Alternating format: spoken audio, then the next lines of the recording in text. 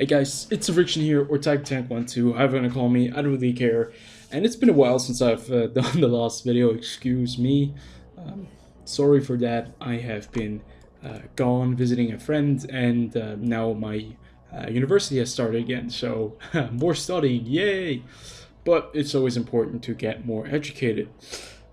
Yeah, putting that aside, today we're gonna get a little bit more educated about the armor changes in World of Tanks in the last few patches, and more specifically, we're going to be taking the KV-5 out for a drive. We're going to take a look at this tank and see how it will perform, since this was one of the original tier 8 premium tanks, and how its armor still holds up after 7 years of World of Tanks. So keep in mind, this is not going to be a full in-depth review of the armor changes or the entire evolution. We're going to take a little look at it, and we're going to discuss the things that I think are maybe out of place, and the evolution and the future of armor as wargaming sees it right now. So I think this is very fitting, because today they are selling the object 252U again, and this is the most overpowered tier 8 premium tank in the game, bar none.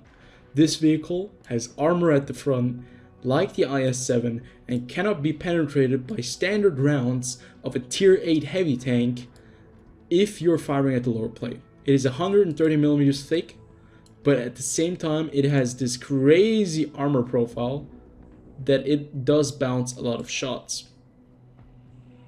The side armor as well is super strong. Turret is very, very strong. The only real weak spot that you have on this tank at the front is the cupolas on top. But other than that, this tank has become famously known for being the most overpowered heavy tank, at least premium heavy tank, that Wargaming have released. And this is something that has happened for the last few years. Wargaming have increasingly started to release vehicles with massive amounts of frontal armor, while at the same time reducing the weak spots of certain tanks. And this is, I think, the biggest issue. Patch 9.21 has been the perfect example, and 9.22 have been very, very eye-opening, because if we go over to patch 9.22, excuse me, the introduction of the Object 705A, the Object 430U, and the Object 26A version 4 have shown us that Wargaming are going into one very specific direction with the armor, and that is they're giving tanks much better armor with much smaller weak spots, or no weak spots at all. A very good example is the Object 430U. This tank has 160mm frontal armor on a tier 10 medium tank. 160mm of frontal armor and a lower plate that at this angle, at this level, is very, very difficult to hit, especially if you're a higher tank. Let's take a look at the Conqueror. Obviously this tank has great gun depression, but if you're at E100 and you have to fire at Object 430U, and this tank is right in front of you, you're going to have a hard time penetrating the upper plate without premium ammunition. And this is exactly the problem that has been following World of Tanks around for quite a while. And that is the need of firing premium ammunition in tier 10 matchmaking, tier 9 and tier 8 matchmaking. While at the same time the 2-tier difference makes it much harder for the lower tier players to penetrate the higher tier players. Even the higher tier players need to fire premium ammunition at each other to reliably penetrate the armor of the vehicle that is opposing you.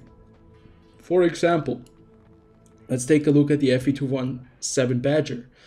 This tank has one big weak spot on the lower plate, but if you can hide it, nothing can hurt this tank at the front except for artillery. The Object 268 version 4, on the other hand, has no weak spot on the lower plate, cannot really be penetrated by standard shells on the top, but has one weak spot on the very top of the tank, which is the commander's hatch, the cupola. But this cupola is very tricky to hit, and it has nice armor on the side, so only if you hit it very centrally, you'll be able to do damage. At the same time, premium ammunition can hurt this tank, but not all the time, because it's that good armored. It's just that strong. The downside of this vehicle is the pen is not as good. 293 millimeters of pen. Obviously, I mean, okay, it's a tier 10 tank destroyer. 293 millimeters of pen is going to be enough, but the gun handling is horrible. This vehicle is supposed to be a brawling vehicle, right? I mean, it's fine. Why not add a Soviet tank that can brawl? But at the same time, you have to keep in mind that it doesn't completely destroy his vehicle. Same goes with the Object 430U. They're telling you that the pen is worse, the gun handling is worse. It's not the same as the Object 140, the T62A. That is all correct. But if you have that crazy armor on the front, well, I think you can handle that and you can just fire premium shells. That brings us to the problem. People are shooting a lot more premium shells recently. And this is something that Wargaming doesn't like to address, because obviously it shows you the more premium you fire, the more premium you have to spend to earn more credits, right? Premium shells are expensive. Look at one round of the KV-5's 107 millimeters APCR rounds, 4,400 credits. This has only 219 millimeters of penetration. The standard 107 round has 167 millimeters of penetration on a tier 8 vehicle. Now keep in mind, this vehicle back then was super strong with its armor, but now it at least has some very distinctive weak spots that you can hit. The turret is 180 millimeters of armor all around. Same goes for the hull, 180 millimeters of the hull. But the R2D2 turret, the R2D2, the small R2D2 on the right, the hatch on the top, they're all big weak spots that can actually hurt this tank. If you have learned how to play a tank and you have learned about the weak spots, you can use that knowledge to take out this vehicle. And it's actually skill because, well, you learned how to take out this tank. The KV-5 player can wiggle around. It's going to be very difficult, I know, because obviously it's not the same standard armor that you had back in the days. But, I mean, you can work it around it because you still have a lot of HP and you have the armor. The gun is not too great, but I think that's exactly how premium tanks should be. They should not be overpowered. I know people think, well, they're spending $60, they should get the best tank, but it's unfair. It's on both sides. It's unfair. It's unfair if you have a tank that you pay $60 for and it's absolute horseshit, but it's unfair if you have paid $60, you're super great and you're destroying everything. You're ruining the fun for a lot of other people because they cannot penetrate you.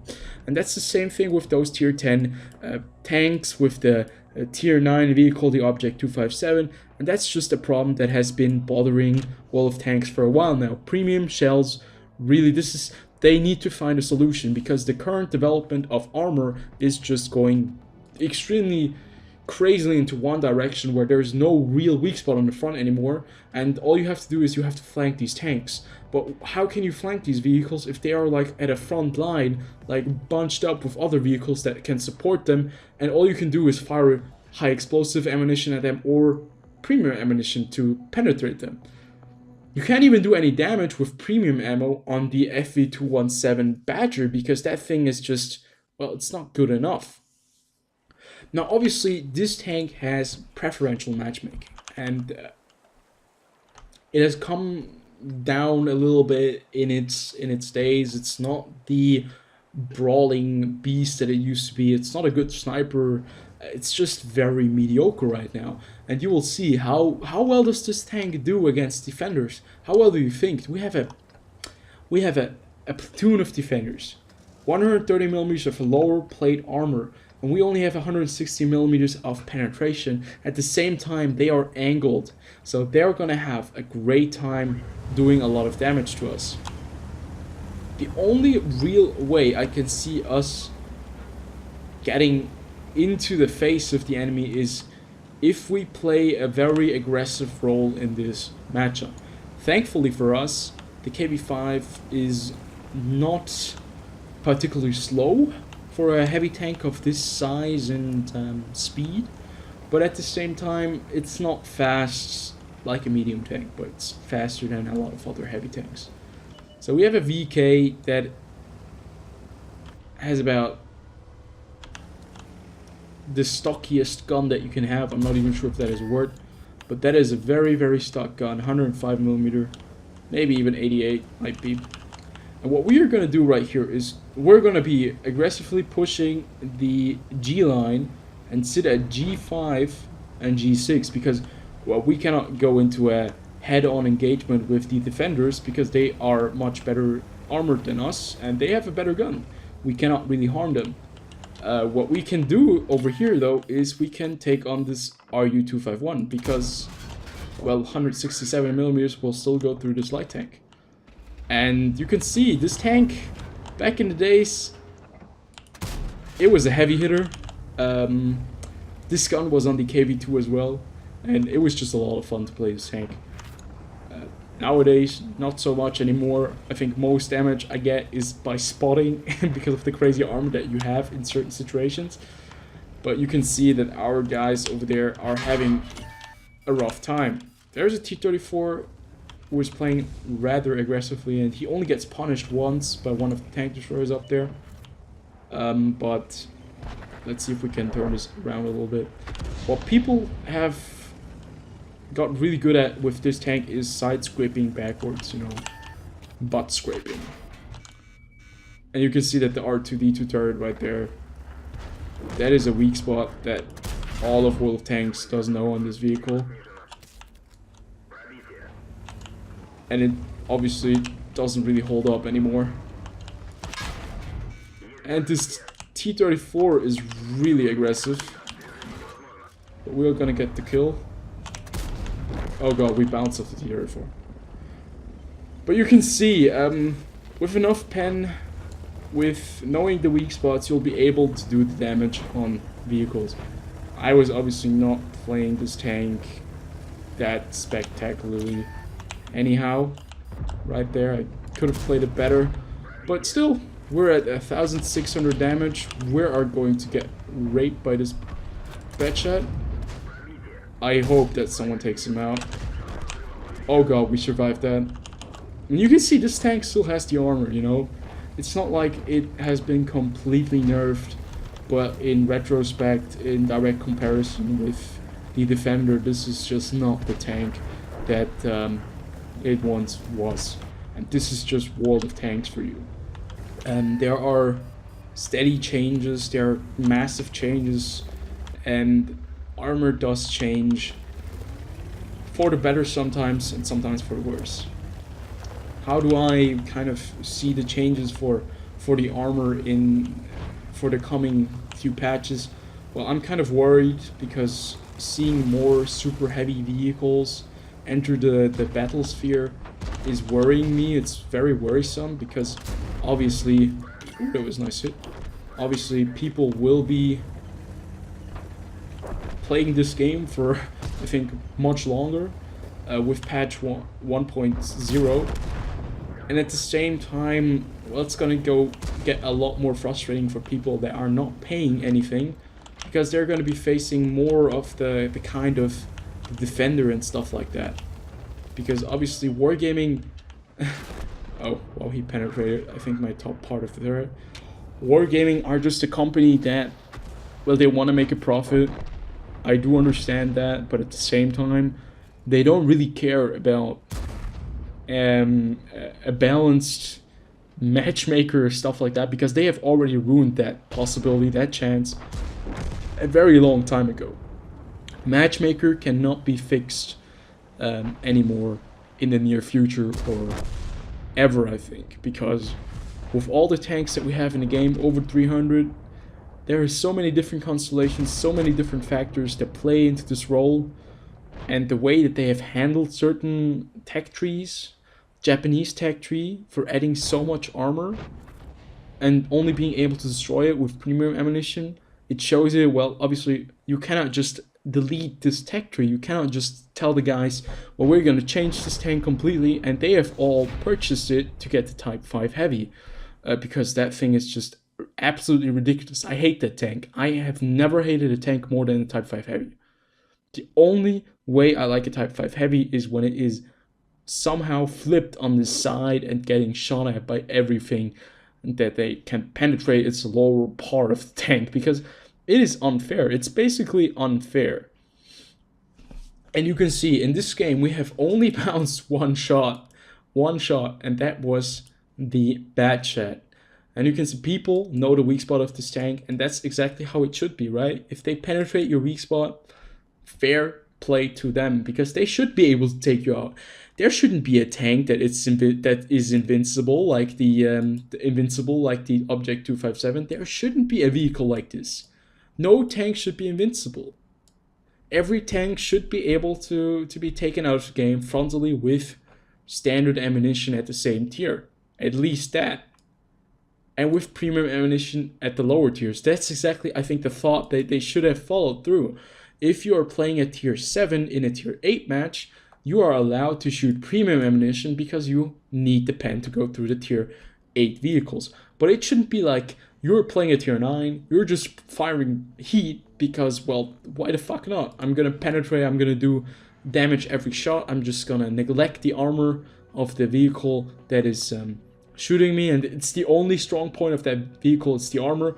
Well, you're gonna be in a bad mood after that game. You're gonna have horrible games because obviously you're gonna be really annoyed, and trust me, it's not nice. And that shouldn't be the way that Wargaming handled this. So yeah, this is the end of the rant. I hope you guys did enjoy. If you did, as always, like, comment, and subscribe, and I'll see you guys on the next one. Peace out.